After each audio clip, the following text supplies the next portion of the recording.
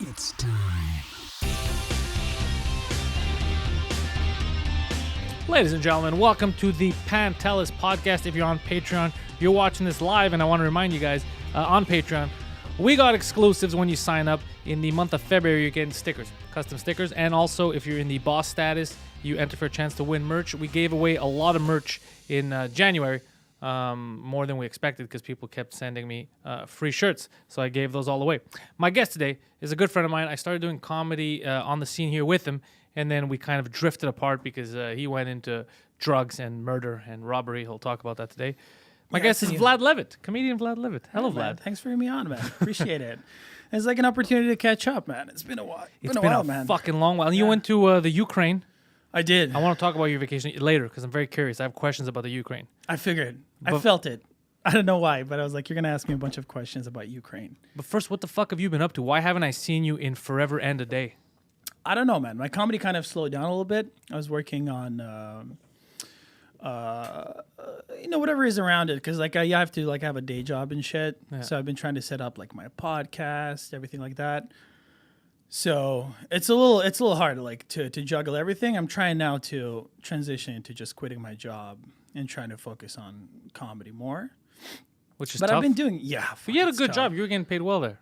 Yeah, but it's just the time schedule is so sporadic that you can't do shows regularly, and that's what bugs me the most. Like, especially now lately, like I always work like Tuesdays and Wednesdays. It's where all the open mics are. So like I'll do like a nice like weekend show here and there, but and that means I have to do like my old material that I know is like, it's I know it works.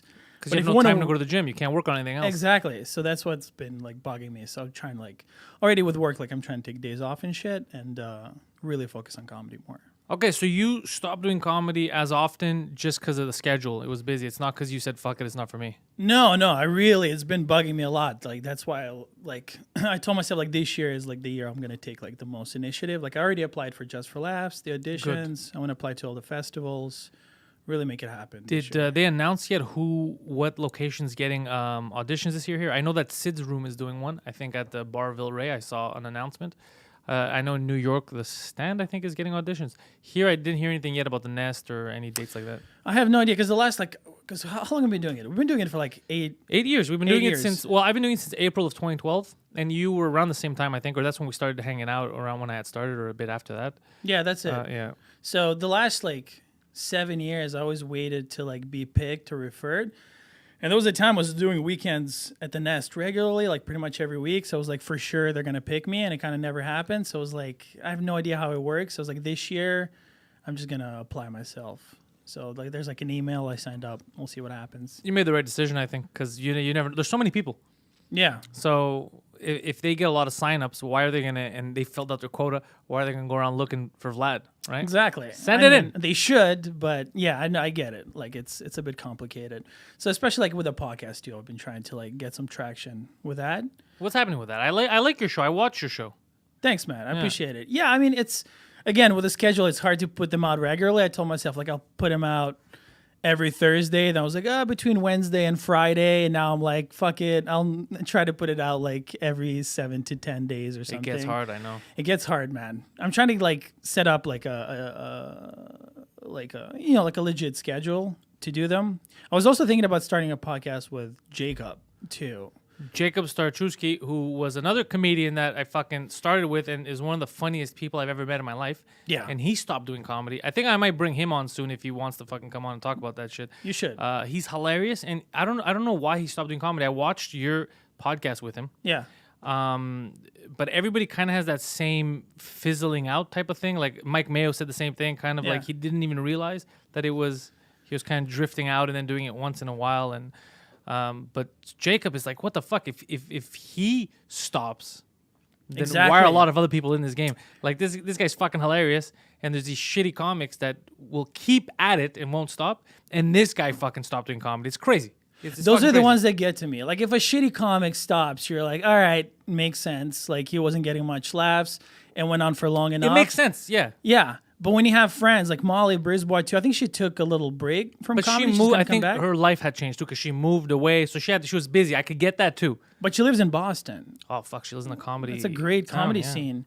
So I spoke to her yesterday, and she said she's thinking about coming back. But like those are the people to me. Like I still quote their jokes. Every time I speak to them, I'm like, fuck, like you got to get back to stand up.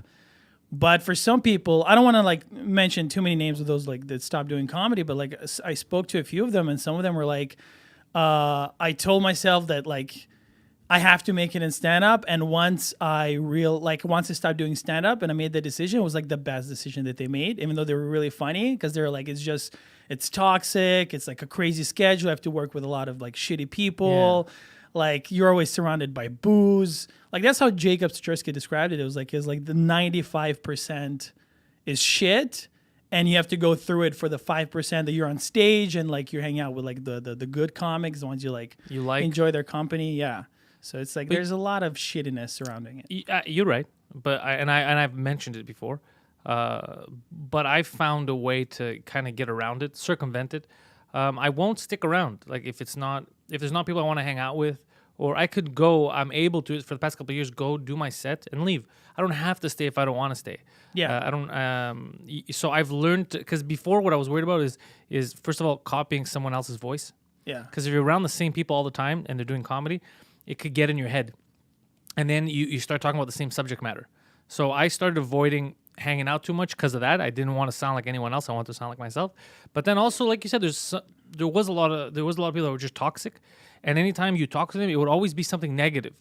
It wouldn't be like, hey, I'm working on this, I'm trying to create this. It was always like, what the fuck, man? How come he's doing this? How come you're doing this? And I was like, you know what? I don't like this. I'd rather make stuff. Like now, you were asking about Patreon. One of the reasons why also I started is because now I have my feet to the fire. There's members. It's like I'm Netflix now, you know? There's members. They're expecting something. So I have to keep producing content, right? I can't be lazy. I have to keep making stuff. So I'd rather get motivated that way than get motivated by just toxic behavior and be like, it brings you down.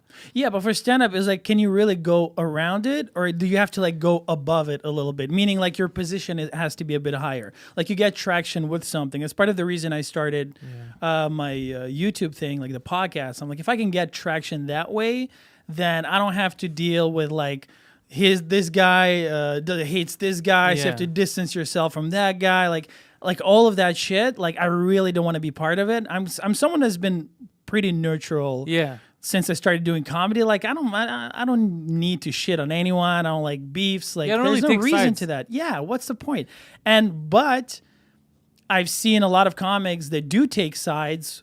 They get a lot of shows, like because they cater to that guy who books a lot of people, and they just kind of like that's how they get their stage time. And I'm like, I don't want to do that shit. I don't take any sides. I'm loyal to the people who are good to me. Like, but I'm, I don't reach out for, hey man, get me. I don't reach out for any of that stuff. I'm busy as it is. So a lot of people reach out to me, and I try to work out schedule. Like I try to do everyone's show. Like a lot of people, some people used to think like, oh, you don't want to do my show anymore. And it's always a schedule thing. It's never anything personal. But I've been trying lately to work out so I could do everyone's room. To just hang out. There's people that I haven't seen in years because I don't do the rooms, and they have one room that they always perform in, that they produce shows in. Yeah. And then they get a sense of, oh, look at this motherfucker. He's doing all kinds of other shit. He doesn't come to my room. Doesn't like me. Yeah. And then that becomes their reality. And on my end, I don't even know about it. So on my end, I'm still happy-go-lucky. I'm just like, I like these guys. I'm cool. I just never see them. Yeah. But in their head, like, this motherfucker. And then we actually meet, and we have a conversation. They're like, oh, I thought you didn't like me. Well, that's it too. Like people, what are you talking about? I've just been busy. There's so much of that. That's another thing is that I don't know if it's like a comics trait, but like the way that like a lot of people quickly jump to conclusion. Oh, this guy fucking hates me. Oh, this guy is a piece of shit. Yeah. Like when I was, especially when I was in Ukraine, because I took like 6 weeks off from everything. I was like reading comedians of Montreal and comedians of Toronto while I'm like zero part of it. I already barely do. So people who don't know this, there's Facebook groups, right? We talked about a couple of weeks ago. I had 2 guests on that brought it up, but there's comedians of Montreal and there's comedians of Toronto. Now I've left it, I think twice, comedians of Montreal, and then people add me, to get back in there, because I guess they noticed like, why is he not in there? And the reason why I would leave is because at first I didn't know how to get rid of the notifications, and I would get notified every time someone posts something, and more often than not, it would be a giant thread of, so this guy misgendered me at this show. You shouldn't have him at your show because he called me a her, but really I identify as a him. And I'm like, oh, that's getting a little, this shouldn't be public. This should be between you guys. Like, hey, I'm fucking this gender now. Or whatever. It shouldn't be a public thing. and it shouldn't be this long of a thread. Yeah, you yeah. know? And in terms of insanity, Comedians of Montreal is like the open mic for the comedians of Toronto. That's a whole other level, dude. Absurd. I've been reading that. Holy shit. And I used to like sometimes I would get not. I've very rarely done this, but someone is shitting on a comedian that I like, whatever. Yeah. I would defend them, and I would like go into like the Go thread, deep. be part of the thread. And then I would always regret it. So It's I try too to avoid it. time-consuming. It's just, and it's pure craziness. No one's going to go, you know what? Did everyone read Vlad's point? He makes sense. You know Yeah. what? Like, he's a good guy. The guy we've been shitting on. Yeah, it never yeah. happens. Never. It's like, fuck this guy and fuck that guy. Yeah. So when I was like, I took like 6 weeks off from everything and I was reading that, it felt like an episode of Black Mirror, man. My whole Facebook, the Comedians of Montreal, because I'm like, most of my friends are like comics on Facebook. It's just pure insanity, dude. But those are the people that also like speak up. There's a ton of comics that just, like you and I, like we don't comment, so you don't see the good comics. But if you just factor in those people, it's crazy. it's crazy. It's too much. But you know, I think that's the reason why, because a lot of times people will see me and they're like, hey, you didn't reply to me or something, because I don't get a lot of notifications. And the reason why I took it off is because of groups like that.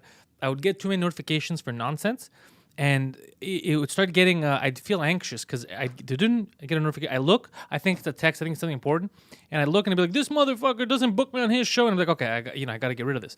And then Twitter, I'd post something and I would get a bunch of tweets about people who misunderstood the sarcasm in it or whatever, and then they'd start, and I'd be like, you know what, I have to take off notifications. So I took off all those notifications, but now what happens is I'll have people like, hey man, you don't fucking reply to me. Yeah. And I was like, where did you send me a message? And they'll say something random, like, I don't know, like on your Facebook fan page thing, or why don't you just text me, you dickhead? Exactly. Why don't you just I'm not going to see a lot of that shit. Like, I have specific people that they're still, they're marked as the conversations are ongoing, so I'll get notifications. But if we've never had a conversation on that platform, I won't see the notification. Yeah. So it's very rare that I'll reply because I just don't see it. I'm not ignoring you. And then it'll start a whole thing. But also, why would you bring up a personal problem we have with someone in a group that has like 1,000 members It's or crazy. something? It's insanity. It's fucking crazy. Dude, I've had that one of the comics posted a joke that was like you could interpret as a ripoff of Derek Seguin. Okay. And my instinct was Which one? The octopus? Actually, don't even ruin the yeah, joke. because like I don't want to yeah.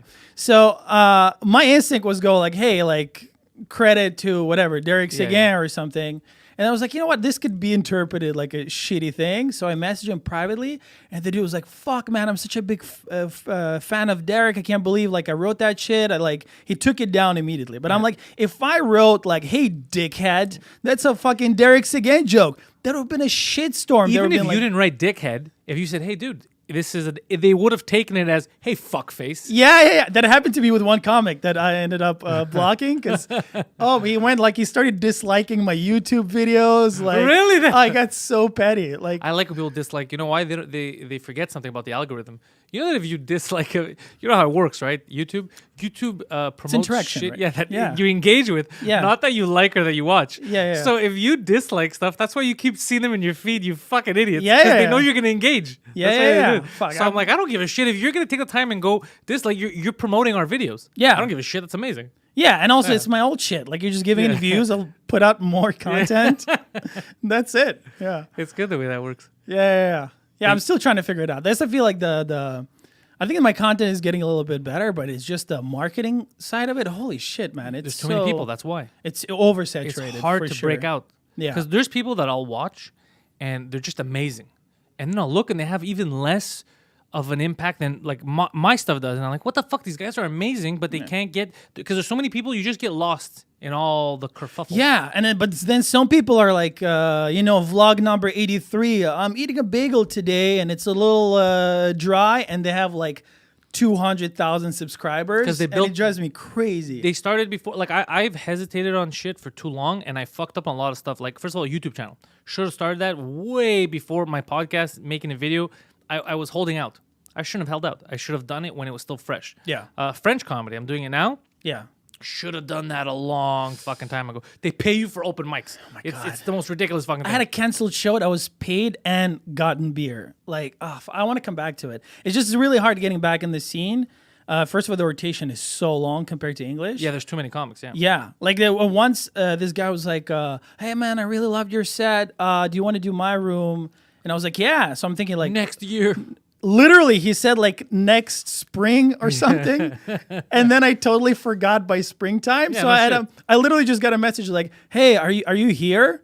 And I was like, "Who is that guy?" And then I look up, and then I read our history. It's like, oh no, 6 months ago, you told me like if I was supposed to do a show. I should have put it in my calendar. That was a dumb mistake, but that's still something you'd think they'd remind you. But it still happens to me. Some shows I forget about, and you know how I get reminded? The Facebook post when they tag you, they're like tonight. I'm like, oh shit, that's I've tonight. had a couple like that. It Yeah, happens a lot. And then I'll show up, and they're like, "You excited?" I didn't even know this was happening. I couldn't sleep for the last week, man. I was So that happens a lot too. yeah, but French, it's so easy too. I don't want to say like. Well, I don't want to like. It's weird for. It's not that it's so. It's just that it's. I think when you're coming at it like, if you can speak the language and you're coming at it from a different point of view, because I don't hang around the French scene. Yeah. So odds are when I go on stage, my perspective and my subject matter is going to be different. I was gonna say it's a thing of novelty. I think because the Yes. way I think, and I could be totally wrong, unless you're speaking about like really great comics like Louis José Hood, Mike Ward was actually the first comic. He was like my Louis C.K., like the first comic ever liked. And that he jerked off in front of me in a hotel room once. But no. And then, like he was like my first comic I get into. The moment I started speaking French, I got into like Mike Ward. It was the first comic. Goddamn right. But he has that like English structure of comedy. Same. And if you look around on, if you just do shows like live, like just regular shows on the French side, I feel like they're really reliant on attitude and their delivery more than on writing and joke structure. They tell stories. They sit and the French comics, when they do English comedy, they do really well because the English side, they often lack that delivery. Yes. So it's very strange because they do, because I like stories, you know me, I like telling long stories. Yeah. So on the French they have that, which I like they'll tell stories. Just that when I tell stories in English, I still hide the punchline. I still play it like it's a setup, joke punchline, even though you don't really notice sometimes because it's such a long story. You're like, oh yeah, it's true. This guy's still punching, you know? Yeah. But on the French, the way they do it is more theatrical. So it's cool to watch. But I think coming from the English to the French, because of that little style change, that's what I think they're like, hey, what the fuck? He's telling a story. We know stories, but what the fuck? What's he doing there? that structure. It's the structure that they love it. Yeah, they love it. That's why I noticed the last couple weeks I've been doing French. That's surprised the way it comes, and Mike does the same thing because he has the English structure. He does it like an English comic. So I think that's the biggest thing is that the quality's there. It's just that because the structure is different, it's like a slap in the face. They're like, "Whoa, what the fuck is this? This feels there's tang in there." But because the English comic, like I was saying, like they're so reliant on structure and not on delivery. You have like Rachid Badouri. He was doing English. He just does really well. Sébastien Bourgault is a perfect example of someone who really went like all in terms of delivery, and so he's been killing on the English scene. Like I think pretty quickly the moment he started doing the English scene, he transitioned. And he started when we started doing comedy. He started doing English. Did he was doing it for that long? Yeah, he's been doing it because I remember 2012 when I started the first month. I told him about this. I was in a competition with him. I was doing comedy for a month, and they made me. Iman had asked me to do the best of open mic in Montreal, and I was like, I don't know, man. I've only done like 1 set, 2 sets. She's like, no, you're really funny. Just try it. So I went to the Comedy Works, and I won that first round. It was the final Sunday, and I ended up losing to Sébastien Bourgault. But I'd been doing it for 3 weeks. He built a career in French and started doing it in English.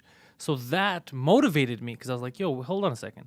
If the only person that could beat me is a professional, and I've been doing this for 3 weeks, there might be something to this.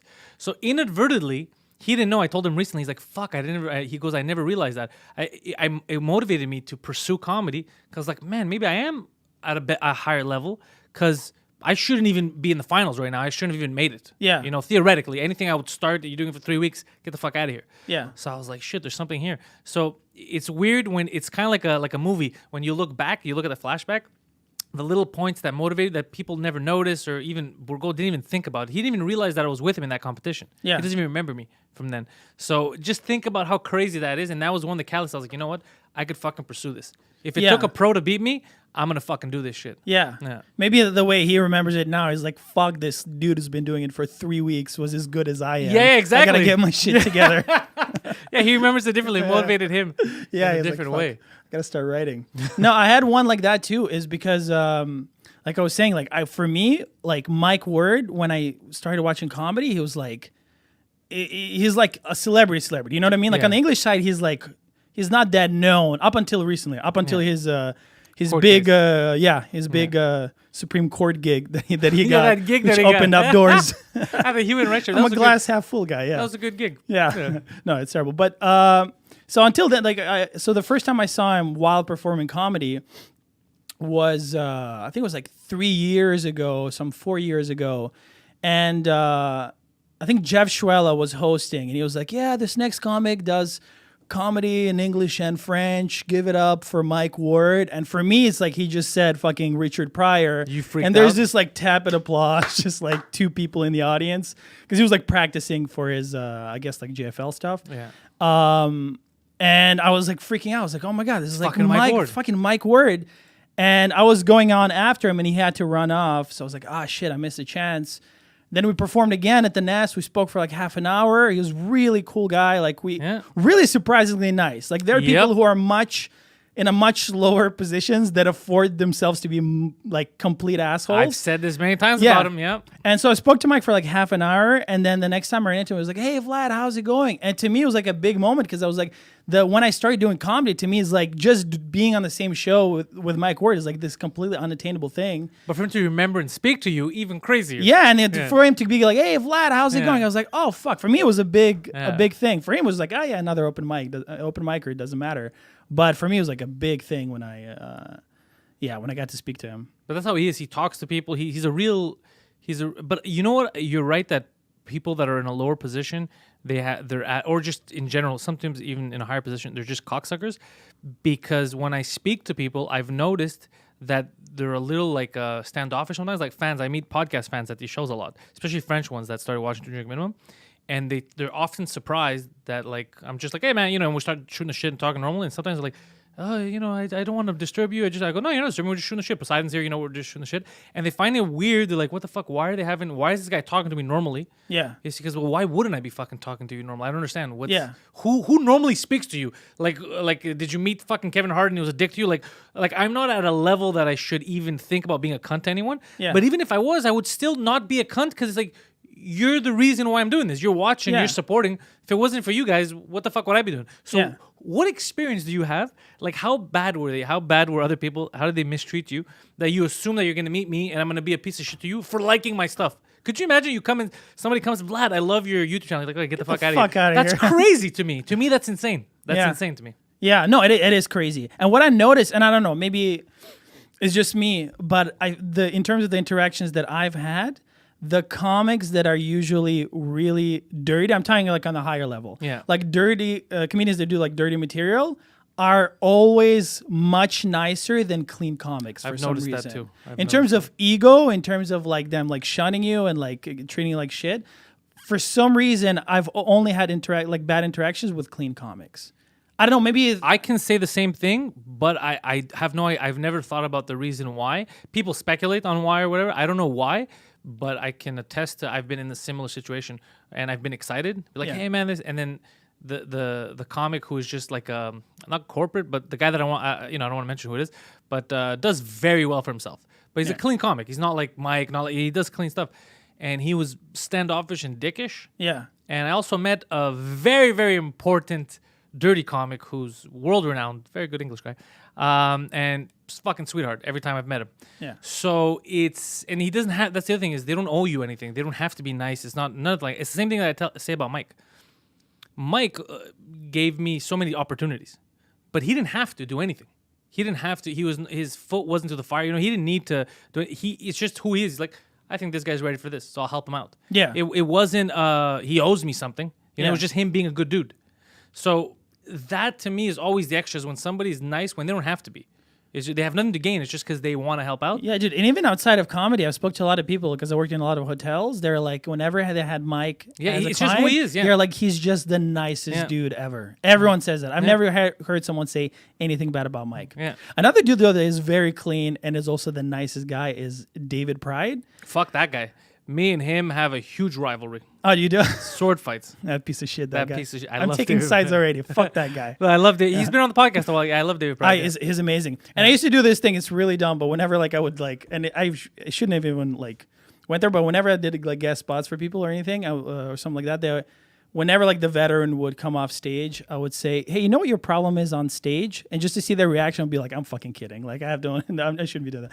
But I once told David Pride, I'm like, "Hey, do you know what your problem is on stage?" And he was like, "Yeah, what is it, man? I'm listening." I'm like, "No, tell me to fuck off." Like it's nice. not. Yeah, it's so nice. He thinks like my input. But he's not a clean comic. You know what I figured out about David Pride? He's not a clean comic, but he's always the smartest guy in the fucking room. So and he knows how to write properly. Yeah. And that's how he gets away with smart jokes that are because his jokes are not hacky. They're not like No. at all. It's just that it feels like he's one IQ level higher than everyone else. So he knows how to work that in because he'll say stuff that if I would try or if someone else tried, it would come off as a bit more dirty. Yeah. But he has that.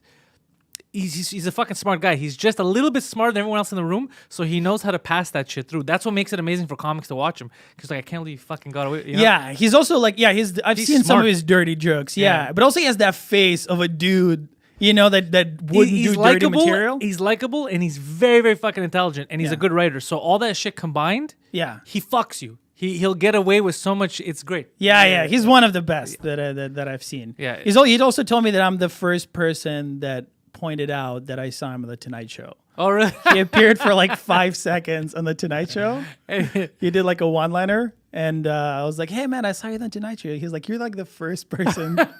That's like amazing. 11 years ago. I didn't even know. Yeah, he was on Tonight Show. I didn't even know. Jay They only Leno's gave him in. one thing. Sorry. They only gave him one line. It was like they were doing they were at the Just for Laughs festival, Okay. and every like comic did one one-liner. So they were like going between comics, and he was one of the comics. Yeah. So I don't want to. I don't know if I should say the joke. It's on YouTube. But It's on YouTube. Yeah. People will go watch it. David Pride Yeah. with a Y. I actually seen that joke being used by other comics a lot later on. It was his whole joke was like, "Did I already do my déjà vu joke?" And that was it. Like there was and then I've seen few other comics on TV do that joke. You know, there's also open micers now that are doing jokes that I used to hear when we first started doing comedy.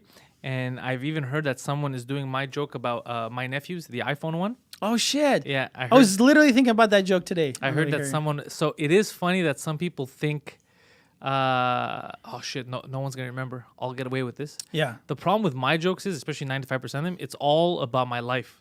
Yeah. So it's shit that it's like, dickhead. Like I know that I wrote that. Like it's my Yeah. thing. It wasn't a hey. It's never. It's very rare that it's observations. Yeah. It's always conversations I had and then I talk about them on stage. Yeah. So when people do that to me, I get a little upset because I'm like, motherfucker, you can't trick me. It's not a parallel thought type of thing. You mentioned, one time someone stole a joke about an injury I spoke about, and the fucking idiot used the same injury. It's like, dude, at least change the injury. Yeah. You make it seem like it wasn't my joke. Do you confront though?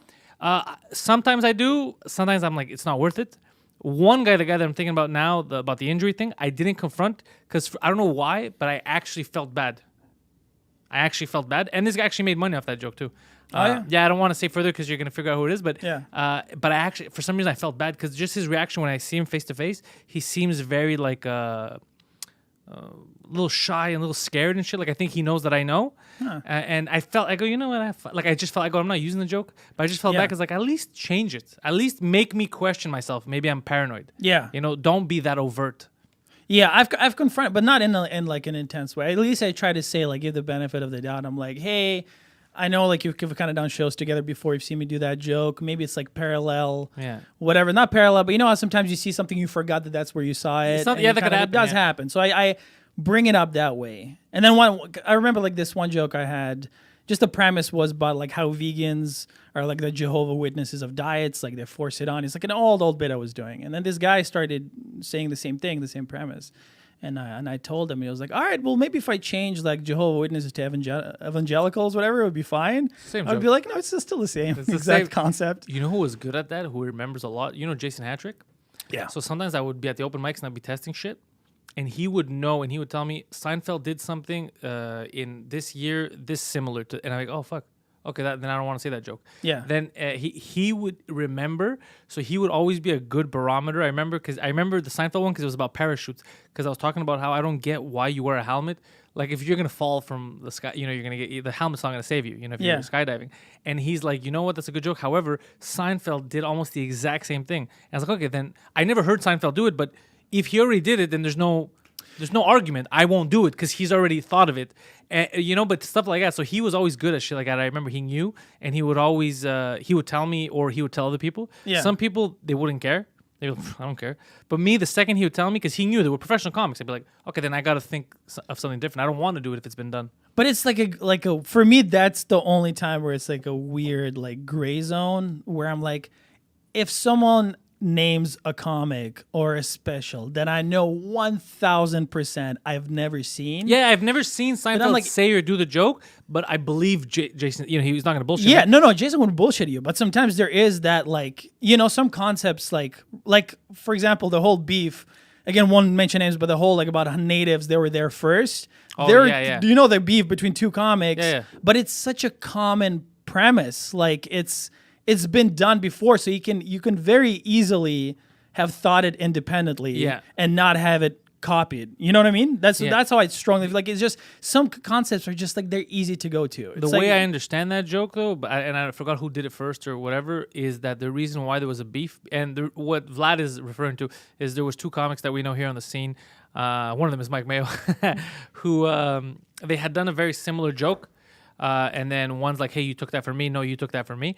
Now, the question I have is who did it first, right? Yeah. Which nobody seems to be able to answer. But the answer is probably someone in like the 50s. Like it's not easy them. to think of. Yeah. So there's that too. But if you tell me and I know, like say the Seinfeld thing, I know who Seinfeld is. I've never seen that joke. But the second he told me, I was like, yeah, because it wasn't a hard premise for me to think of. Yeah. So I assume someone, if not Seinfeld, someone else has thought about it. Yeah. Since you've already seen it, then I won't do it. It was an open mic. I was just putting ideas that I had in my head out there, And so I remember I had stopped that, but he's already said that to a comic. I remember in the green room, like a young guy who didn't care. Yeah. He's like, no, but a guy is like, yeah, well, And I remember like, wow, that's not how you're supposed to take it. If someone who knows his shit, like, because Patrick knows his shit, like he watches all, you should understand that, okay, maybe I should move to another voice. I should think differently. I shouldn't just copy and just change, I shouldn't tell a story about policemen and just change them to firemen and think that's a joke. I shouldn't do that. No, for sure, yeah. But they get confrontational. They're like, no, I'm gonna fucking do that. It's just that you're not winning. You lost his argument. The second you're actively taking a joke and just lifting it and changing the characters. Yeah, you're done. Yeah, you're done. Yeah, for sure. But with that thing, with my personal opinion, with Mike and the other comic, they're both wrong. No one stole from anyone. That's my honest belief. Is that not one? They didn't steal from you. From what I understand, they were both at the same mic, and let's say Mike, for example, did it, and then the week after the other guy did it, and that's how the beef started. So one guy saw the other guy do it, didn't say anything like, "Hey, that's my joke," then went and did it. Yeah, and then that's from what I understand, that's what started the beef. It's like, wait a second, you saw me do it.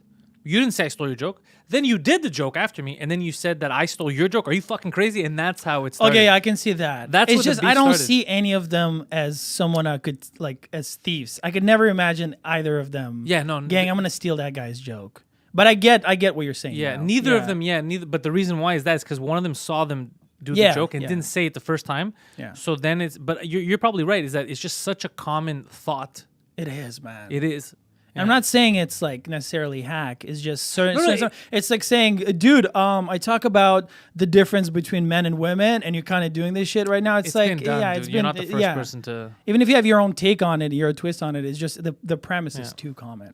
It's why that's how I explain myself to people on why I try to stick with personal themes like stories of my life as much as I can. Poseidon, Mike, just shit that we do and talk about on stage, in an effort to give someone a reason to want to come to my show. Yeah. So, because, if it was Pantelis' hot take on this, it's like, yeah, well, he might have a bit of a different hot take, but everyone has a fucking hot take. Yeah. On, like you said, difference between men and women. Or what's the deal with pineapple pizza? Like, you're not giving me anything really that new. You give me your voice, but it's something I feel like I've already seen. It's like a movie. It's like kind of like a remake or a reboot, whatever the difference is. So that's how I take. That's why I try to talk about more of my stuff. I've been trying to do that too, actually, too. Just be you. You have a lot of shit to talk about, dude. So your life is interesting, to say the least. Now, some stuff I didn't know. So when you went to the Ukraine this year, because you are originally Ukrainian, you're Ukrainian, Vlad. Yeah. Which I already knew that, but I did not know that you had not been back to the Ukraine in so many years. Yeah. You hadn't seen your family. Yeah. Like 16 years. Yeah. That's fucking crazy, dude. Yeah. You were here flying solo. Yeah. Well, no, my grandma lives here. I was like raised by my grandma. Still flying solo, bro. Yeah. What's the grandma gonna do? What if you get into a fist fight with a bunch of Montreal street gangs? What is she? Is she gonna help? She would back me up, man. Soviet grandmas are tough, man. And you hate the Soviet Union, which is really. perfect because me and you, bro, we hate the Soviets, so that's good. Man. But I don't mind the Russians, but I don't like the Soviet Union. Same here, dude. Honestly, people mistake that because I also like post a lot of things like their political things, not on Facebook. I just don't like communism. Yeah. I think it's done so much damage, and you have you have a better perspective than me because you understand. You kind of lived what I tell people. So these students that you see wearing these shirts, these it drives me crazy. the sickle, and I'm like, you don't know what the fuck you're talking about, stupid. The reason why you're allowed to wear that shirt and do what you're doing is because we don't live in that type of state. Yeah, dude, I've seen a guy with like an Apple laptop saying down with a sticker that says "Down with capitalism." It's like, fucking you know how insane. Insane that is. It's fucking crazy, and they don't know, and they live in this bubble where they think, yeah, you're right, man. You're a freedom fighter. What are you talking? That's the opposite of freedom. Dude, it's just, and I've had like, because this, speak to my grandma, and like the story she says, like she had family members that were killed, starved to death, and those people see like, they literally, the people with the communist hats, I feel like they learned about communism through like communist pamphlets from like the 60s. It's great. Everybody wins. It drives me crazy. It's like, yeah, we kind of all just like share stuff. That's not what it is. It's not what happens, man. It's not what happens at all. It's so illogical to think that could ever... Like, we already know how humans are now. If there's limited spots on the bus, people will go fucking crazy. They're not going to share, okay? Yeah. So imagine in society, you think that's a normal society if someone tells you a doctor is going to make the same as the guy who just hangs out at home. Exactly. This is not going to go off the rails. Yeah. Are you fucking kidding me? Just that concept alone. And just like in terms of like even like innovation is like, hey, do you want to work like 80 hours a week developing some new technology, but you're going to get nothing for it? Yeah. Or do you want to just make this shitty phone out of plastic like everyone else? And go home. And just go home and just live the same life. You're going to make the exact same... Yeah, you're going to have the exact same lifestyle. It's like, yeah, give me the shitty plastic phone. Yeah. It's so fucking... The people who... It's crazy because America... People talk so much shit about the U.S. around the world. Yeah. And they don't realize that the best it's ever been is what America is right now. Like the freedoms that you have and what you can do in America. Yeah. And that's why we all copy it. Yeah. That's why we copy American culture everywhere.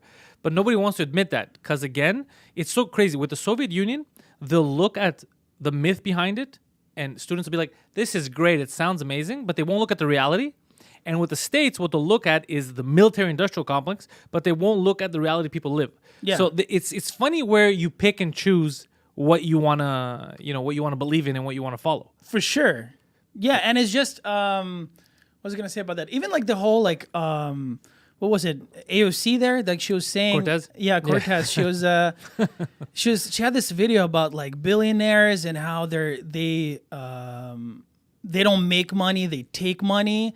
And how they're just sitting on the couch while everyone else is just working their ass off. Doesn't make any sense. There is some people, like, it's crazy that you have like $150 billion and you don't pay taxes. Like there's like bad sides to it, obviously. And even then, like that's what people say is like, I don't remember the quote, but someone said like capitalism is like the worst system except every other system we've tried. Like it's just like that's the best we can do right now. Communism is definitely not gonna answer the problems that we have now. But also, if the taxes are being... This is the other thing I say. If they're being avoided legally... So right now, let's say they make a rule. If you have 100... You have to pay this many taxes unless you have $150 and you wear a red hat. And the guy's like, all right, he buys the red hat and he avoids taxes. That guy's not a bad guy. You're a fucking idiot for putting that in the system. So when they use the law to avoid... I don't mind that. It's the scumbags that were hiding. They did it here. Remember the Panama Papers? Yeah, Panama thing, yeah. That kind of shit I don't like. That's dirty, but they don't want to talk about it because normally politicians' friends. Yeah. But a lot of times they'll be like, Amazon doesn't pay taxes. That's not actually true because on every employee's salary, the company also pays taxes. So what you're saying is after all the taxes they've already paid and all the jobs they've created, they don't pay because they found ways to do a loophole over the profit margins at the end. But that's not zero tax. Yeah. That's just they're using the law to their advantage like everybody else does, right? Why would you pay more taxes? You can pay less. But you're negating the fact that they created jobs, they paid everyone a salary, they paid taxes on those fucking salaries. Yeah. Nobody wants to talk about that. You're just talking about what's convenient, about how they have the best fucking lawyers and the best fucking accountants. Yeah. So if legally you can avoid it, of course they're going to avoid it. Just change the laws if that's your problem. Yeah. But they're not doing anything illegal. Yeah. No, I get it. And even like I was gonna say, like I work for this really, really like high end condos and shit. Yeah. And I have the chance to be around at least 5 or 6 billionaires that I see almost daily. And first of all, nicest dudes. Out of all of them, they're like the nicest dudes I work for. And 2, like one of the guys I heard, I don't know if it's true, he flies over 1 million miles a year. I believe that. Like I know he guys spends more time in the air. The dude is working like way more than 40 hours. Yeah. So to say that they're just sitting on the couch and watching the money roll in is complete bullshit. Of course, but that's people who don't want to work will often think that. I here in this scene when I first, you see how many podcasts I do, stand up, I got to fly, I write, I do all kinds of shit. People were often saying, "How lucky is this guy, bro? He's doing a podcast with Mike, just hanging out, doing." Yeah. What do you? I work way more than 40 hours a week on what I'm doing. I'm always working. I'm either writing, I'm doing podcasts, I'm editing. There's always something happening. You don't fucking see it. And I'm not a billionaire. Yeah. And you assume that I'm not fucking. Are you crazy? If I work this much, Yeah. Imagine what kind of hours the billionaire needs to fucking put in. Yeah, every time people complain about shit like that, I go like, okay, then do that then. Yeah, if it's that easy, do it. Yeah, just do it. And the reason is you can't. Yeah. Even if you put in the time, like first of all, you need the talent. And second of all, like put in those hours and then see if it's better than what you're doing now with your like 9 to 5. Yeah. Like, and you can't put the hours in retroactively. Yeah. So it's not like you can be like, well, those are going to count. No, you got to start from nothing right now. You're fucking 42. All you've been doing is bitching about billionaires your whole life. Yeah. Just do it. Just work. If it's that easy. Sammy used to do that apparently. When he first, Sugar Sammy, when he started booking his own shows and selling out, and people were jealous, getting mad. What the fuck? And people were like, okay, so just do it. Because they're like, all he does is he promotes very hard and he gets people to come out. Yes, then promote. Okay, so promote. You do it. Yeah, exactly. So you don't have that skill set is what you're saying. He does. Yeah. That's why he's fucking successful. He's putting in the elbow grease. He's working countless hours to get people to come out to his shows. You're not willing to do that, so how is that his problem? Yeah. Shit like that. Yeah, the way I even describe it always like for comedy, like you so need the knowledge in terms of marketing, or at least you need to work with someone who has that knowledge who will do it for you. Yeah. But it's like, let's say your material is like a car, like you're a car salesman. Like if you have a really, really nice car, but you're a horrible salesperson, it's just gonna fucking sit there, right? But if you have like a mediocre, shitty car and you're an amazing salesperson, you're gonna sell that car. Yeah. And the exceptional ones, the comics, are those that have a great car and they're great at selling. Yeah. But both of those things are like important. Like what do you go? Yeah, he's just a great fucking salesman. Yeah, he is. That's why he's killing it right now. Yeah, that's what you're saying is not an insult. It's Yeah. just, that's the skill set he has. That's the skill set that he has. Yeah. That's why it's kind of like even when I go on YouTube, like I said, like the people who just vlog about their day, I'm like, I don't go like these people don't deserve where they got. It feels shitty because the subject matter is really garbage. But they're great at selling themselves. Yeah, I'm like, I'm trying to do what you're doing and I can't. So I guess like there's skill in that. Like get your money, like earn that money. Like I'm not gonna hate on that. I just go like fuck, like they're talking about literally nothing. But I try to be like objective about it. I'm like, hey, just if it was that easy, I should do it. But because I see stuff that people don't like. I got a buddy of mine who's he's successful. He's in virtual reality and he's a businessman. He's an entrepreneur. And I've been meaning to talk to him about this, and I think I'm gonna send him a message because lately he keeps posting a lot about Bernie Sanders. And he's like, how Bernie's amazing. He's like, it's not fair that these corporations aren't paying these taxes. And it's like, yeah, they're not. You're a corporation too. They're not doing anything that you're not doing. Like all the grant, because he gets grants too from the government. They're doing the same shit you're doing, just on a grander scale. Do you know what I mean? They're not stealing it. And also, Bernie Sanders never worked a real job in his life. He's a millionaire, but he's only worked as a servant for the state. So he's made millions of dollars, basically, just sitting back, not actually working, getting money off people. He's worked for he never had a real job. He never contributed to society, never created anything. Whereas these people are creating businesses, they're creating jobs. So how the fuck is he your God, right? The guy who's done shit all, and you're an entrepreneur. It doesn't make sense to me. Yeah. He's the opposite. He's the antithesis of you. He doesn't want to create. He wants to take. Yeah. Right? That's why he always goes in those commercials like, I'm here to ask you for your money again. What did he say? To contribute to my campaign again? Yeah. You're a millionaire. You're asking people that make fucking $20,000 a year to contribute to your campaign. You know how crazy that is? But also, like, how much money do you need to stand out in American politics? Like, lot. the whole, like, super PAC thing. A Like, lot. the amount of money you need is just insane. Yeah. That's another problem with politics there. So there are things that need to be fixed, but it's not the things that are being brought to the forefront. Yeah. Like, same thing with the gun control thing, right? The reason why everybody keeps talking about how many bullets are in the chamber, which is not, you know what the real fucking problem is? People used to go to schools with guns. They used to have shooting, they used to teach people how to use guns in school, and there was no shootings. People need to talk about what the fuck changed. What the fuck changed society where people care nothing about another person's life? Students get so depressed, they're on these, why are they giving these antidepressants? What are we giving these kids, right? That leads them to do it, but nobody wants to talk about that because pharmaceutical companies, fucking what are they, $1 trillion companies? These guys make fucking money. Yeah. There's too much enrolled in, so they focus on, you know what? This magazine is too. You think the extra fucking 5 bullets is what's gonna make a guy decide I'm gonna go kill people? If he wants to fucking kill people, he's gonna kill people. Yeah. What we need to talk about is why the fuck are more people now deciding I don't give a fuck, I'll kill all these people, and they weren't doing that 30 years ago? What changed? Yeah. That's what you should address, right? What the fuck's going on, guys? As a society, this is the best it's ever been, and yet we're also the most depressed. What's happening? Let's discuss this, but nobody wants to bring that shit up. No, they just, you know. But I think the problem also is, like, people want to reduce it to one thing. Like, there's a lot of layers. And But it's usually never that one one thing thing. is the side you take. Yeah. Like, if you're a Democrat, your one solution to that problem is going to be this. If you're a Republican, your one solution to that is going to be this. And it's never that simple. That's why there's never really any solution to anything. It's just it keeps going from left to right, where the solution is somewhere in the middle. That's why I never got, like, even the whole, like, for example, the super PAC problem, right? Like, Trump said, I believe it was part of his campaign, he said, I'm going to stop the whole super PAC shit. Yeah, he's going to drain the swamp, bro. And then he got Roger Stone. He hired him, who created super PACs, I believe, if I'm not mistaken.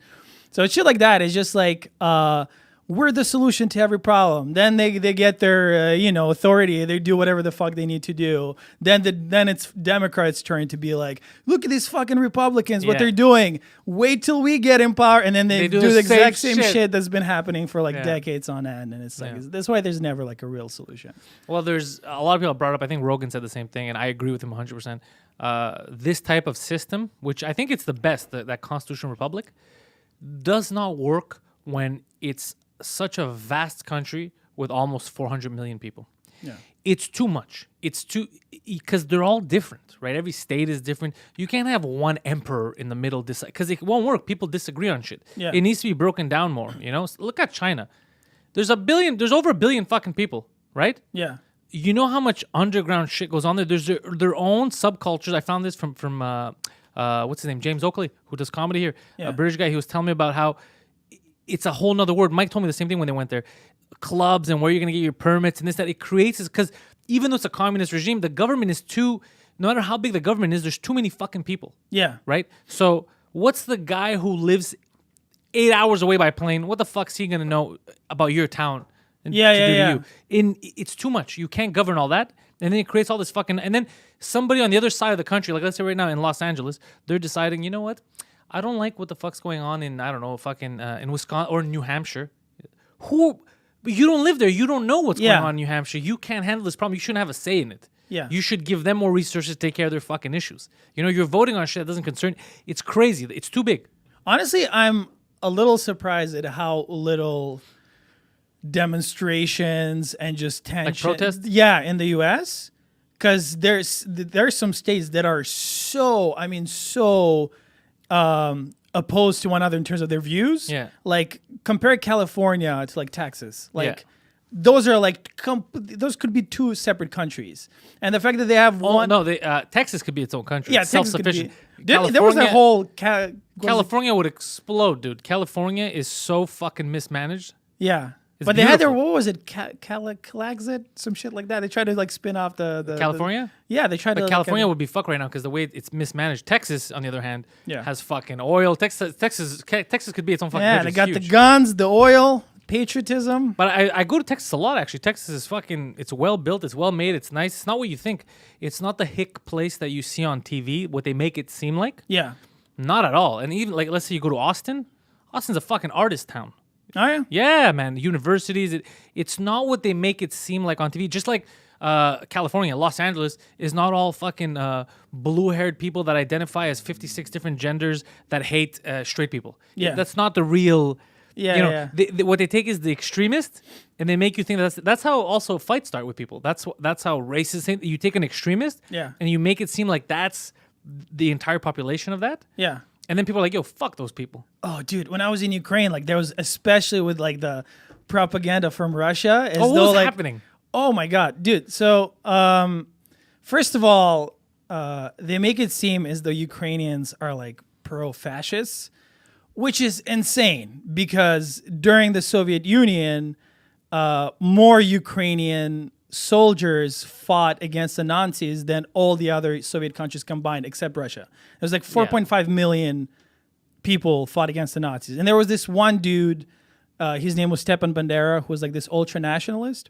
And I'm getting sidetracked a little bit, but just for the context, I like this. yeah, just for the context of why they're calling them fascists. So there was this one guy named Stepan Bandera, who was like an ultra nationalist. Stepan Bandero. Bandera, yeah. Bandera. Yeah, so he's like an ultra nationalist, and the context is like, so the war broke out with the Soviet Union in 41. In 35, I think, or 36, there was Holodomor, which is when Stalin decided that everyone's land, farming land, is now belongs to the state. So if you take from your own land, you're stealing from the Soviet Union. So they would confiscate everyone's food nonstop. And Communism is amazing. Yeah, it's fucking great, kids. Yeah. So they would keep confiscating people. They gave like an insane quota. They said, whatever you go past that quota, you can keep for yourself. But the quota was like ridiculously impossible to reach. Yeah, So they would take everyone's food while they're starving. They would sell it to Europe. They would like Oh give it to my the cities. God. So in the span of like 3 years, I think like up to 6-7 million people starved to death in Ukraine. And then I don't know if it was during that time, but that's how my grandma's father died. He died of hunger. Fuck, bro. Yeah. So like maybe like 6 years later, the war breaks out with the Nazis there, and there was this guy Stepan Bandera who was like in the western Ukraine. He had an army of 200,000 people, and he was like, to me, because I know a lot about him, he's like a dickhead. Like he's like not a good, as though they're like really nice nationalists out there, but he was like a dickhead. Like he committed genocide against the Polish people. He killed 40,000. Oh, he raided shit. a village. Yeah, he was not a good dude. It's not really a nationalist because he's going out killing other people. He doesn't really. It's not that he's so pro-Ukraine. He's more fuck everyone else. No. He was like, they were like, he's like, this is supposed to be Ukrainian territory. There are these Polish people there. We're gonna get rid of them. That's fucked up, bro. Yeah, that's really fucked up. And he was like anti-Semitic, and so he had this army of 200,000 people versus 4.5 million who are fighting against people like him.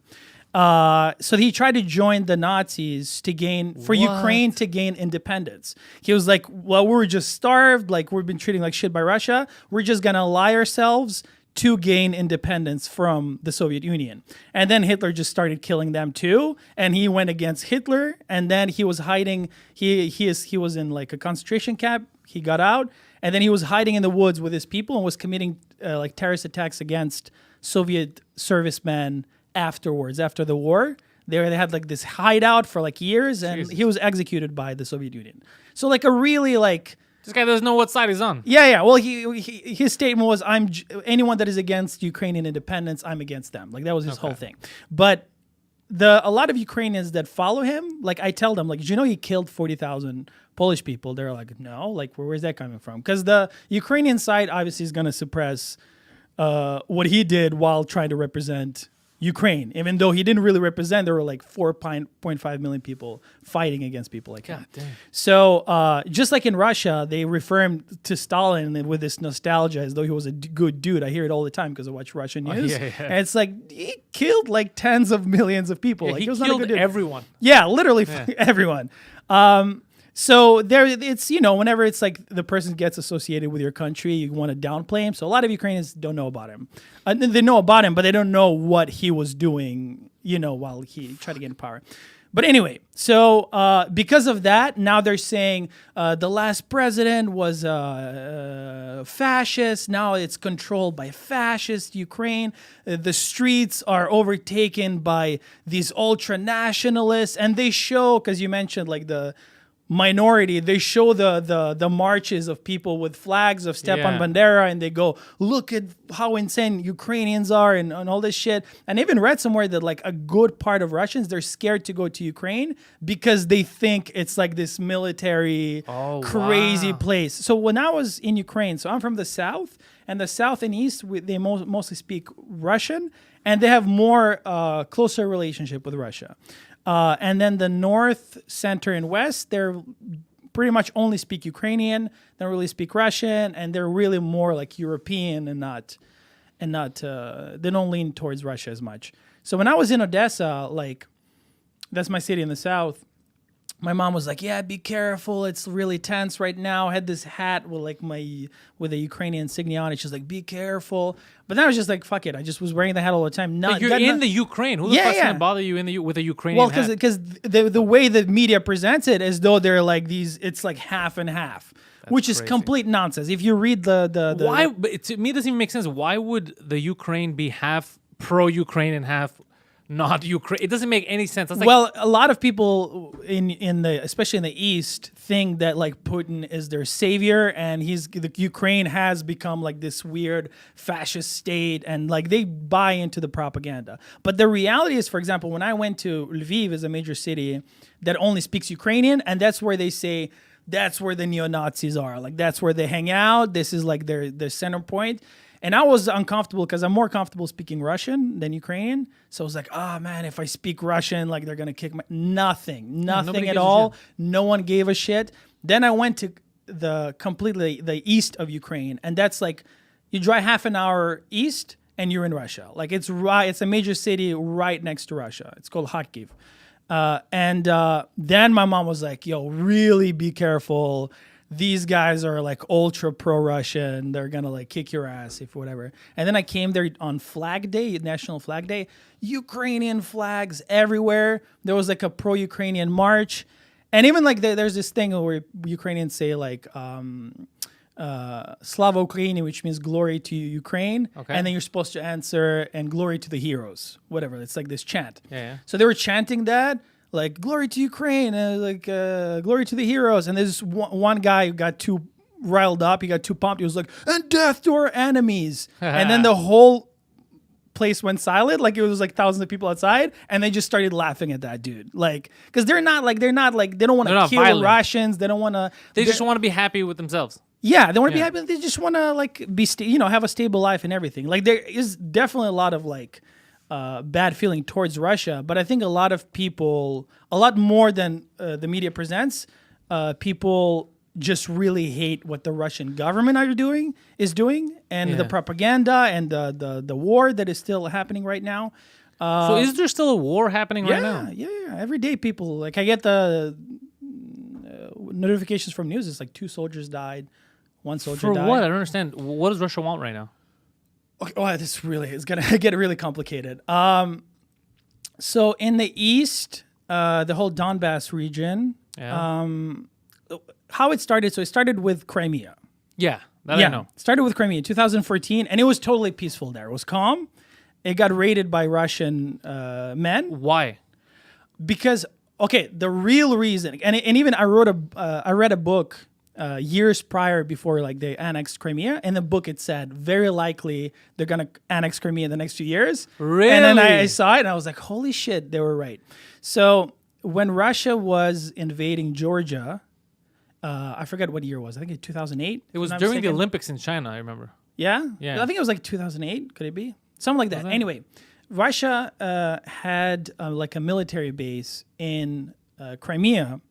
And they're pay for it. And the contract was going to expire for it like a few years after 2014. Okay. So they were paying for their military base there, paying to Ukrainians. And when they were invading Georgia, Ukraine was against the invasion of Georgia. So It's a sovereign state. yeah, so they said like basically pack your shit because when the contract expires, you're not gonna have a military base there anymore. Oh. That's pretty much how it because they didn't want to give Russia access to attack Georgia to that area using Crimea. So they were like, by the time the contract expires, they're gonna try to annex it, and that's exactly what happened. And then because they had Crimea is like an island, and the only connection by land is it's not an island, but like the only small connection is with Ukraine.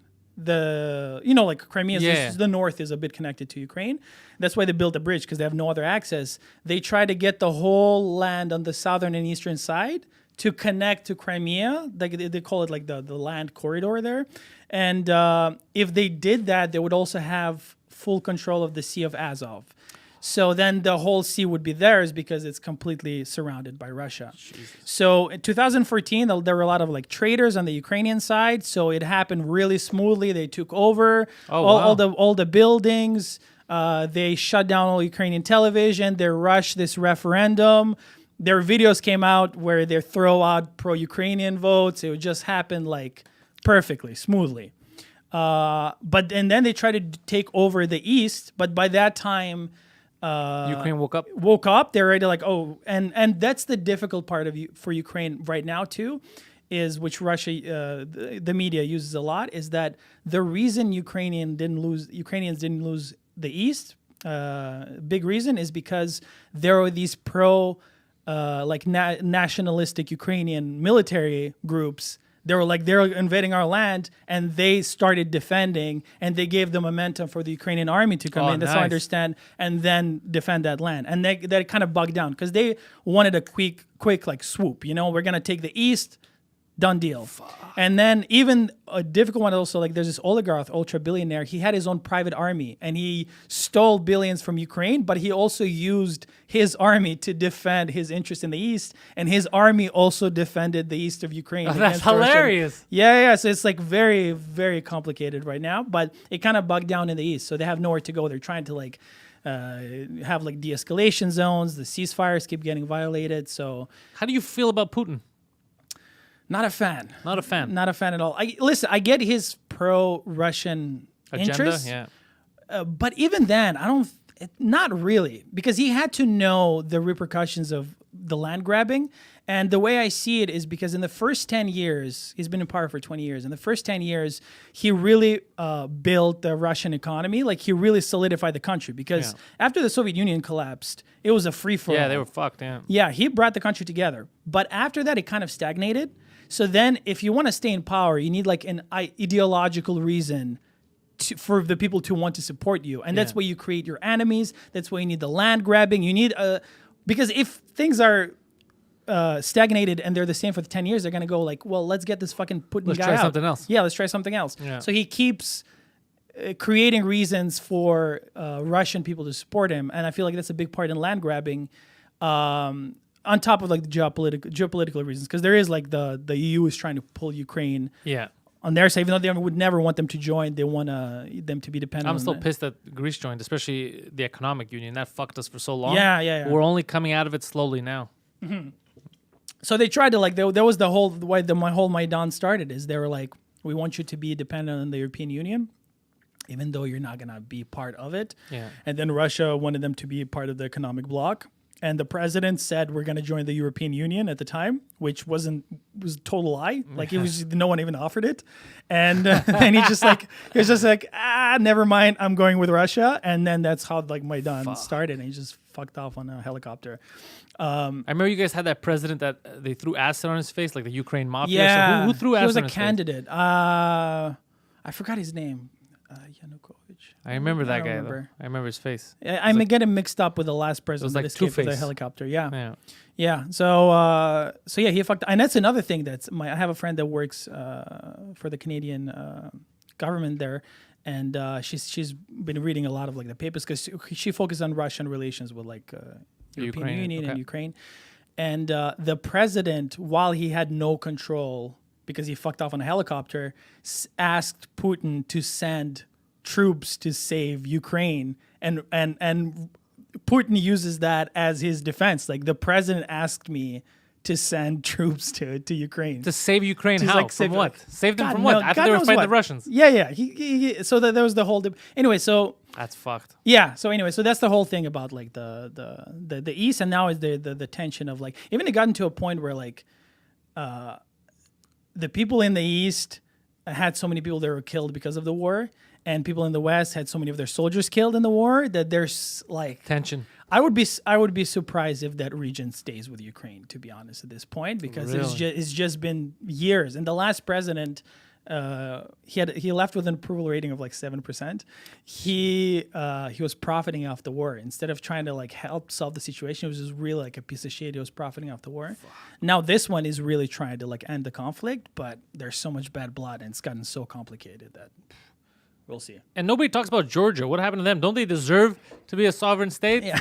Well, they are. They just took like piece of the northern territory. That's cool. And that's another reason people saying that the reason Russia needs to maintain a war in Ukraine and they need to have like this quasi-independent region in Georgia to keep the country like you're not sure about what their sovereignty is, like in terms of what the whole land is and stuff like that, is because while there is a conflict or there's issues like that, you don't get accepted in the European Union. You can't be part of NATO if there's a conflict within your country. So they're trying to maintain. So they're trying to block these countries from becoming part of either NATO or the EU. Because it started with Georgia wanting to be part of NATO, I believe, and that's what happened. And then Ukraine. But I don't know why because what I found out, what I could see, NATO means nothing. Because NATO countries are not supposed to fight; they're supposed to help each other. All that, right? Yeah. Turkey is a member of NATO. So is Greece. Yeah. Turkey's been fucking around with Greece for the longest time right now, and nobody does anything. The only person right now this week that sent any type of help was France. Macron sent a warship to the Aegean and said to assist Greece with any tensions with Turkey, just to show Turkey if you guys try to fuck around militarily, France is here too.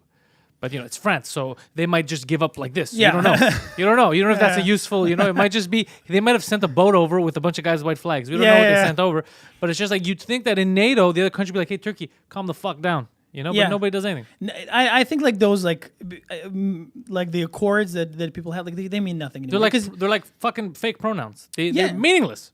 Yeah, because even Ukraine, like we used to be like I believe we were the third largest nuclear state in terms of having like the number of nuclear weapons we had, and the reason Ukraine, the accord that made them give up the weapons, is Ukrainian territorial sovereignty. So they signed it with a bunch of European nations, with Russia. We keep our territory, we get rid of the nuclear weapons. And that's what happened. Like now we're missing a chunk. Like they're trying to take the East, and it means nothing. Like they put sanctions, but there's not going to be an actual defense. Yeah, it doesn't mean anything. It's like a fucking game. It's just to keep the dumbest of the dumb at bay. Yeah, thinking like, all right, things are taken care of.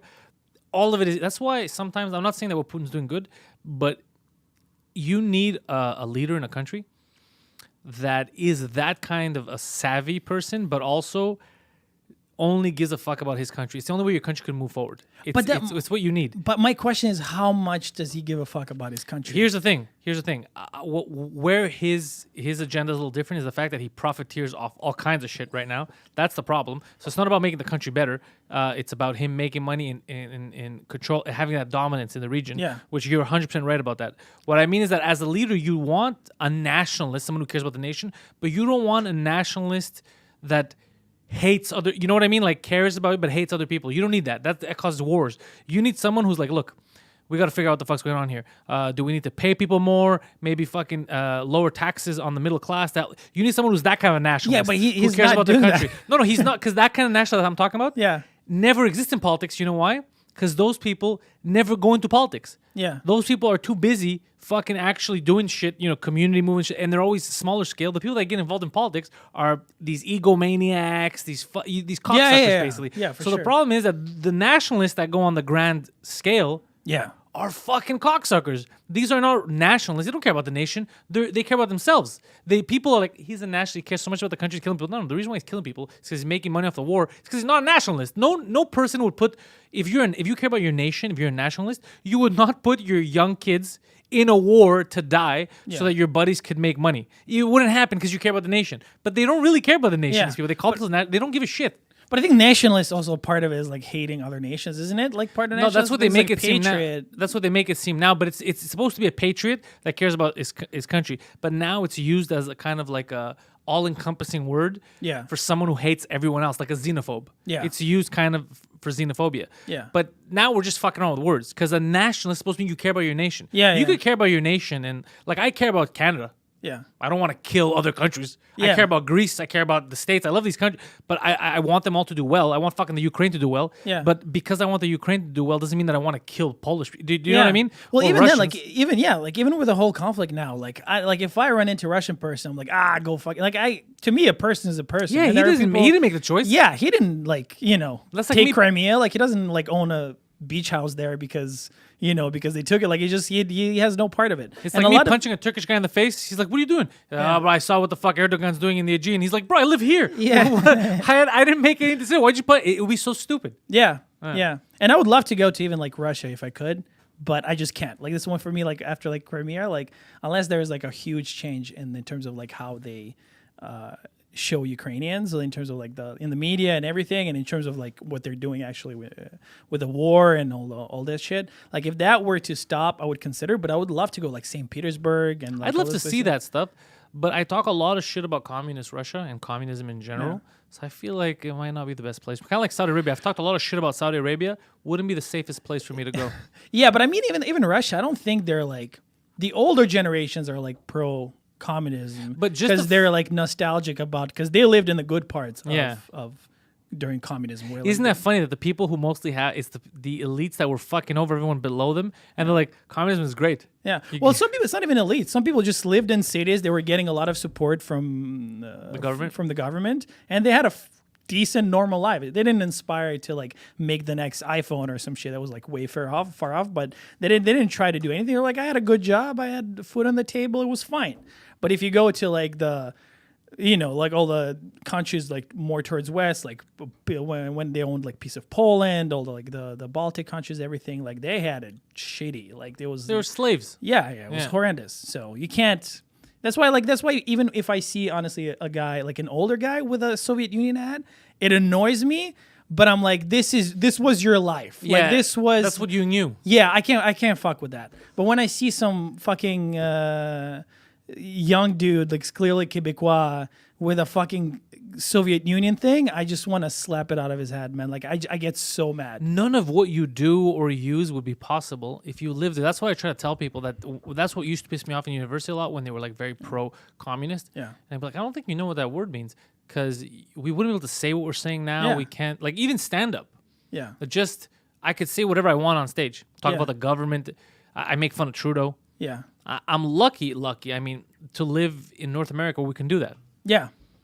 I mean, how dumb are you if you're using your MacBook to go on Facebook to post about how great communism is? And how shitty capitalism Yeah. is. And you're doing everything that capitalism has allowed you to do. Yeah. And it doesn't make any sense. But it's this conflict of, it's this outrage culture that's part of it. It's this, I don't know if you saw what happened with Kobe Bryant this week. Did you see that he... Irish Shafir thing? Yeah, the Ari Shafir thing. That's what I was going to bring up. I avoided bringing it up last week. The only reason why I'm going to talk about it now is just because a lot of comics jumped in, and I kind of didn't like Yeah. what happened. So Ari Shafir, as you saw when Kobe Bryant died, he made that video and then that tweet. Now, obviously, it wasn't in the best taste. Yeah. It was very aggressive. However, it's something he does whenever there's a celebrity death. And the fact that it was Kobe Bryant and he hates the Lakers and he's very vocal about hating the Lakers, Yeah. it only seemed fitting for him to do something, right? That's what he chose to do. Now, what fucked with me is that I saw a lot of comics, even people like Godfrey. I respect Godfrey. Yeah. But his reaction on his Instagram video, I was like, that's too much to say he's going to get what he deserves, all that shit. Look, man, That was a dumb move, though. I'll be honest. but it doesn't matter because the thing is whether the joke was funny, because I didn't even see the joke. to the fact that you could even say "fuck the Lakers" as if it's he doesn't even Did he play say there "fuck the anymore. Yeah, Lakers"? that's how he ended everything. So I could see where the comedy is. However, personally, because I guess I was more attached because I like basketball Yeah. and I grew up watching Kobe Bryant. So to me, it was more sad than it was funny. Right? yeah. For me, it couldn't have come. However, let's not bullshit. If a member of the royal family died in the UK, they'd be fucking devastated, and you couldn't joke about it. Yeah. You think we wouldn't be coming up with jokes here right away, day of? There'd be fucking jokes about fucking royal families, dragons, crowns, pedophiles, whatever the fuck you want. Now, because it means something to them, we shouldn't do it. No, because something means something to someone all the time. So even though for me, I felt too shitty about the situation. Yeah. Right? And also, they talk about, his daughter and racism. He never mentioned race. It had nothing to do with racism. And he never mentioned kids. He mentioned Kobe Bryant. And also, in the beginning, when it came out, when he dropped that video is when I found out, too, that it happened. There was no mention of his daughter or anything like that. So he just mentioned Kobe Bryant. Oh, that I didn't know. That's an important detail. Yeah, it's he did know that the There's no way he knew because it came out when I found out during my live stream because people were like, by the way, it's confirmed his daughter was on board. Yeah. And the video came out before I even started my live stream. Yeah. So he didn't know, and also he never mentioned. He didn't say fuck the kids or he never mentioned anything like that.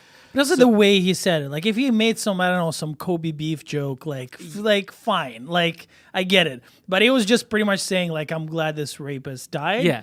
But that's another thing that I find interesting. Like, obviously, like, I never But just because it wasn't funny to me or you, or it could have been not funny to a million people and was funny to 5, let's say. Yeah. It's still his attempt at humor, and he did it with his friends. He's done it with Ralphie May, who's his friend, who was one of his best friends, who he loved him when he died. He did a shitty tweet like that. Yeah. It's just what he does. So how come, like, the Godfrey thing bothered me because Godfrey was like, you fuck with the wrong person, and, he meant a lot to people. But how come it's only bad when he makes fun of someone that means something to you, but when he makes fun of someone that died that means something to someone else, it doesn't matter. We're picking and choosing. That's what bothered me. And also, comics, shut the fuck up. You didn't like the joke? Yeah. Be quiet. I didn't like the joke, but I'm not going to go attack. And I have I've met him twice, and it was hi-bye. It was through Mike, like at Just for Last. So I don't have like a loyalty, like I got to defend my buddy. It's just, it's complete it's hypocritical. Yeah. And it's nonsensical to do that this part for sure. Like that part for sure. Like I'm not saying like the joke. You could Yeah. dislike the joke, but to be like he's gonna get what's coming to him and it's a new low or whatever. Yeah, if you made a joke about fucking Paul Gasol, like no one give a shit. But that's the thing. Yeah. How come? And also the other people, they keep talking about Kobe Bryant's daughter. They're also hypocrites too, because fucking 7 other people died too. Yeah. 7 other people That's died the thing. too. I was like, man, they were like other kids. Like, it's not just his daughter. Yeah, Like, you it's guys pretty are all full of shit. You guys Yeah. are all full of shit. Yeah, I don't know. Is the whole thing about too like because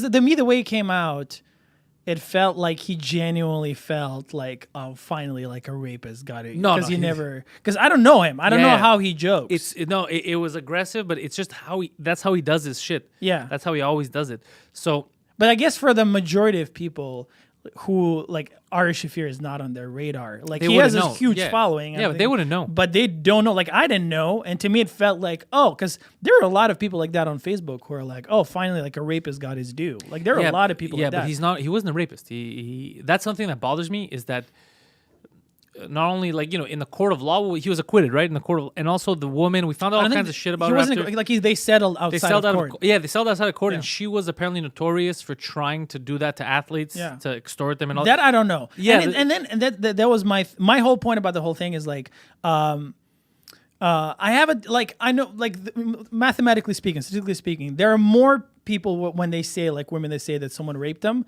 Most of the time they were raped. There's a very small fraction of people that actually lie, and those people are fucking shitty and destroy people's lives. Yeah. All, in a big way as well. Like there was the whole football player there. I remember that. Yeah. Oh, Brian Banks, I think his name was got- something he like got that. fucked, He that got guy. fucked. His whole life got ruined.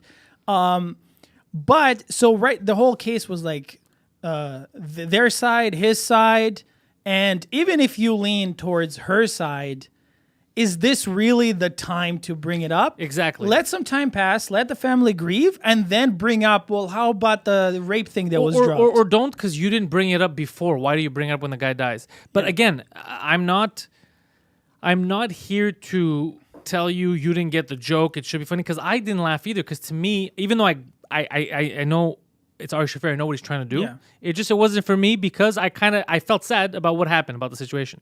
Yeah. But it doesn't mean that he doesn't have the right to try to joke about it. And the truth is, I can't be a pussy and a hypocrite and be like, hey, Kobe Bryant meant something to me. Fuck you, don't say it. When he said about other people who didn't mean anything to me, and I was cool with it. So I don't want to be in the position where I'm like, you know what? When it's about me, fuck you, can't joke about that. Then that's not free speech, right? Yeah. I like to think of myself as a free speech absolutist.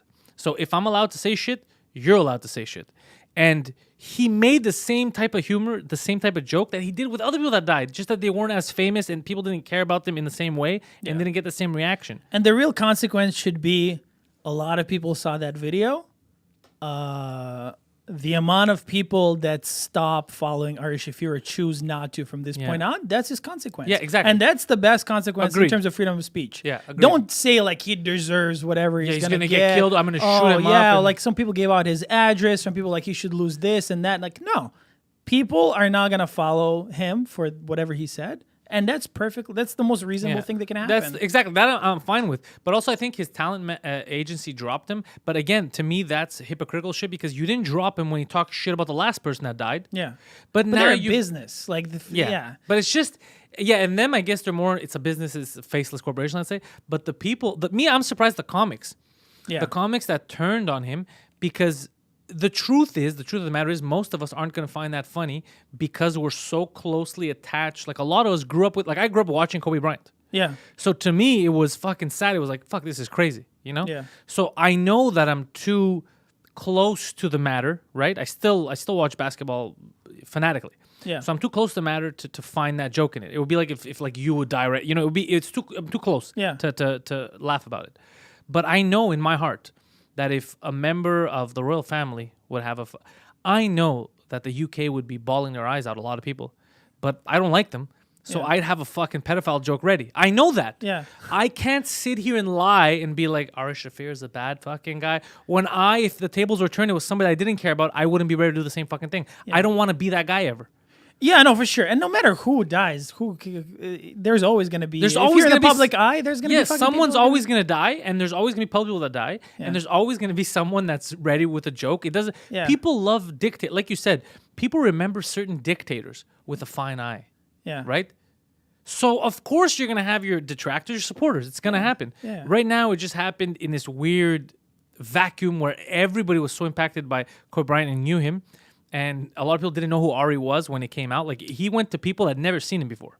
So, and it came off as really aggressive. It came off as a legit, not a joke. It came off as a legit, fuck this guy type of thing. Yeah, I was one of those people. Like, I don't follow him. You're like, why does he hate Kobe Bryant? I was like, what the fuck was that? So, again, it might not be for you, but fuck, to give out his address and say, I hate that fucking shit. Yeah. And I didn't like, mostly, look, regular people, whatever. But when I saw some comics come out and act like that, it's like, motherfucker, you've done some crazy shit too. And you're like, fuck them. Why are they offended? And now you're fucking picking sides like that. Yeah. I don't well, like that. what I've seen from his people that are like closer to him is what I kept hearing is they're like, Ari is a really nice guy. I don't understand what the fuck that was. Yeah. There was a lot of that, which I think is fine. That's fair because that's exactly fair. what it was. It was like, what is this exactly? Yeah. Because I don't find it funny. But the reason why we don't find it funny, I'm telling you, is because we're too close to it. Yeah. Because I'm trying to put myself in other people's shoes. If it happened in like I said, the UK, it's the best example I can think of right now, the royal family. I know that myself and a lot of other people would have jokes ready. But I know that a lot of people in the UK are super loyal to that monarchy. And if anything happens to one of them, they're going to start crying. They're going to bawl their eyes out. Look at North Korea. Remember when Kim Jong-un, or the guy's father, ill. Remember when he died? That country was in mourning, quote unquote, and people going crazy. You couldn't joke about nothing. How many jokes did everyone in North America, from fucking anything you want, news anchors, comedians, actors, talk so much shit, right? Yeah, well, they're not going to see it anyway. Yeah, but no, the point is, they're not going to, that's not why. It's not because they're not going to see it. It's because they didn't give a shit. Yeah. And to them, like, look at this fucking, and they made fun of it. Yeah. That was cool, even though it meant the world to those fucking idiots in North Korea. I wonder how many it meant something. Because I heard that when he died, like, people who seemed like they weren't crying or faking were arrested. Of course. Yeah. They were getting arrested. Yeah, you better fucking cry. But then they do get But that's kind brainwashed, of what's happening now. That's what with comics jumping on. Just shut the fuck up. Yeah. Either say, look, it's not for me, it's not my kind of joke. But yeah, he said a fucking joke, it didn't work, it was fucking stupid, it ill-timed, or whatever you want. But that's where it ends. Don't fucking be like, this guy, oh, he's gonna get what's coming to him now. What the? You're a comedian. Shut up. My question is also if there's a person, right, who, I don't know, wrote a blog or really made sure that the dude loses his sponsors or whatever. Once that's done, what did you accomplish? Like, what was the gain from that? Do you think like it sets an example for other people? Like, don't make jokes like that, because like you didn't change anything. Really. He made like, Because people are still gonna make those. If you're trying to be funny, you're gonna get to a point, or you test certain. You're gonna offend some people. It's still gonna happen. So you're saying people should just. I can't even give an example of a subject you can talk about without offending anyone. There's always going to be one person. There's always going to be one person. Well, so what are you trying to say? Is like, don't joke about recent deaths. Don't joke about like, what's the... So a couple of months ago, I came up with a bit. It revolves around Saudi Arabia, okay, and women. And I knew the first person I tested on was Abba. We were backstage, and I was like, I want to try this fucking bit. And I tell it to him, and he looks at me and goes, don't fucking say that. And I was like, why? He's like, don't fucking say that. They're going to get pissed off. I don't see the joke in it, right? That just seems super aggressive. So I did it anyway. And most of the people were very upset. And we worked it, did it again a week later, worked a bit better, but there were still people that were upset. You know, some people who don't get where I'm coming from. Like, what the fuck did you just say? Especially, you know, some women get really pissed at it. Yeah. Now I use it more, and it could be either it divides the room right away, or it hits like crazy if I do it properly, right? Yeah. But it's still the same fucked up offensive joke, okay? Yeah. Now, that joke comes from the same place as my nicest jokes, my jokes that everybody could get on board. It's from the same fucking place. It's from the place of me thinking, how can I surprise people and make them laugh? That's where it all stems from. Never does it come from, how can I piss people off? Never. It's like, how can I surprise them? Like, nobody's expecting me to say this to come out of my mouth. Because it's not because I want to offend, but because it's such a shock at that moment. That's why I'm saying it, you know, to surprise them so they can laugh. Yeah. So it comes from the same place. It's the best joke. So why is it that if you would film me in a room where people get mad at it, right? You're like, look at this guy, comedian offends a room with this shitty Saudi Arabian joke. But if you would film it an hour later or next day in another room, I could get an applause break. Yeah. Comedian kills with a shitty... Or comedian kills with very edgy, you know, very provocative joke, right? Yeah. You know what the difference there is? Perspective. The people that are watching, what their perspective and how they react to it. Same thing what's happening now. It's the exact same fucking thing because the joke to me and you, we can't laugh because it's weird. It's too close and you think about the kid and all that. It's too much. Yeah. Where he was coming from, he's like, I got a joke right away about this. I got to make fun of Kobe Bryant just like I did everybody else. What's the worst thing that they talked about? It was the rape thing. What can I say? I hate the fucking Lakers, so fuck the Lakers. So he put all that in one, came out with fuck this guy because of that, just like he did with Ralphie, just like he did with everyone. And it ended up being ill-timed for most people because they felt too close to it. Yeah. But my Saudi Arabia joke, there's certain people that I can't say it around. They get really pissed off. Yeah. But what about everybody else who laughs at it? Yeah. Well, natural. Like who's right? Well, no one's right. No one's right. Yeah. Well, if you get pissed off too, who owes you something? Like, you know what I mean? Like you got pissed off. So what? You know, like I saw the guy with a Soviet Union hat. Like, he pissed me off. Does he owe me something? Not really, no. Like it's just you get pissed off sometimes. You learn to live with it. Yeah, I mean, I never got it, and especially like when I started doing comedy, I was doing the nastiest shit. Like my jokes. You were trying to be edgy. Oh fuck! Oh yeah. I was like, we go through that phase. Oh, I was like, I think I had like the darkest jokes when I started. And me was my first couple of months, and then I found my voice just being me on stage, and it changed. But in the beginning, same thing. I was like, how do I, push the envelope? Yeah. It's like you're thinking of a joke, like it. No matter what the premise is, and you're like, and then I fucked the kid, and somehow it makes sense to you. Yeah. Like so, like that was like every punchline was like pedophilia, sexist, whatever. But it wasn't me. Like I'm not like. I don't, especially now that I'm more comfortable on stage. It's just what you thought was funny at the time. Exactly. But if you would have someone would have filmed that and posted it without the context of I have no expertise, I have no idea what I'm doing. Those are statements. Like I should be in jail for what I said back then. You know what I mean? But if you don't keep the context in mind, even with Ari Shafir, if you don't know the context that he does that repeatedly, it looks awful. That's what I'm saying. That's why I restrained from saying anything. I was like, maybe there are more layers to this that I don't know. It seems that way, but I'm not gonna go on and shit on him in public or whatever because I have no idea what the context is.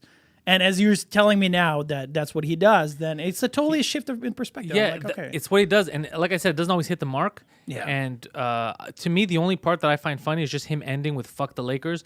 Because I didn't even hear that. Because he doesn't even play for the Lakers. Yeah. And anymore, right? And it's just that I get the concept of I fucking hate you guys so much that I'm avoiding the fact that doesn't bother me. I'm glad that it bothers you guys. Yeah. That it, you know, so I get where he's trying to come with like super aggressive. You have to remember that he also he's a ball buster. He fucking gave MDMA to one of his friends, Bert Kreischer. Yeah, that's fucked up too. That's what I'm saying. But that's the kind of ball buster level that he is, right? Yeah. So it's not like, oh, he's just letting his thoughts out. He hates Kobe Bryant. No. He did it because he's a ball buster, and that's Yeah. what he does. That's what he finds funny. Is to It's a fuck around. light term to a ball buster when you slip drugs into someone's drink.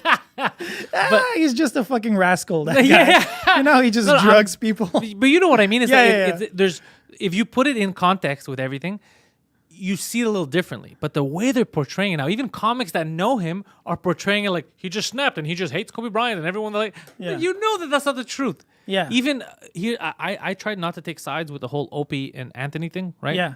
I tried my best not to take sides. But Opie came out with a video, and I was like, you know what? Fuck Opie. Yeah. Because he came, oh, it's unacceptable, and where's the joke? Oh, he did? Yeah, dude, you fucking- got fucking fired from Sirius because you decided to videotape one of your interns taking a shit. Yeah. All right? So fuck off about going too far and this Yeah. and that. Like, fuck off at some point, you know? I still watch like the whole Greg Shells thing. Like I watch it every day almost. Walking on Greg shells? Yeah. Like not just that video, but like there are compilations of like fights with Opie and shit like that. Look, I tried not to take sides because, you know, I'm in a fucking weird spot where I respect both of them, and, you know, they did so much for, Yeah. like, what podcasting is now and all that radio. But when I saw that, I was like, dude, that's fucking hypocritical. And I tried also because Carl Ruiz, like, passed away a little while ago, and I had met him, Carl Ruiz, in the summer. Super nice guy. Super nice guy. Actually, because of him, I thought there might be a chance that Opie Anthony could, just because this guy's in the middle and everybody likes him. Like, Yeah. that's how good of a guy he was. And then I see this channel, and now I remember why people hate Opie. Like, I saw that video he posted today, and I was like, you know what? That's why they don't fucking like this guy. Yeah. They Well, don't that's what fu- he's trying to do now. I think because I sporadically like just will see what he does, and I think he was shitting on what's his name, Howard Stern, a couple of weeks ago. It's like I think he's trying to gain traction by shitting on people. I hate that. Just shut the fuck up. Do Yeah. your thing. Be very good at what you're doing, Yeah. and people will come. I mean, you have a fan base. You have a history of doing this. You're fucking Opie from Opie and Anthony. Like, you're not some nobody. Yeah. Do you know what I mean? You're a fucking somebody, but you're acting like a jealous nobody.